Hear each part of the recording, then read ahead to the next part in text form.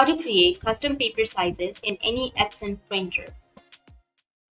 So if you want to create custom paper sizes in any Epson printer, then what you need to do is you just need simply first go with your search for printers and scanners, and here you need to select your Epson printer. In my case, I don't have that printer. I'll just simply go with an example. After that, you will have printing preferences option. Just go with printing preferences. And now under your page setup, you will have your document size or your page size. You just need simply go with the drop down, and you can select custom paper size, or you may also have an option of user defined. So if you have user defined or custom, you just need simply click on that option, which will be on the bottom. Now here on the bottom you'll have custom paper size. You just need simply go with the custom paper size option, and then you need to enter the name of your custom paper size, and then you go with the unit, which is millimeter or inch, and then enter your paper size with your width and height. And here under the paper list you can go and select custom and enter all of the information, and then go with register. Like I'll just simply go with a random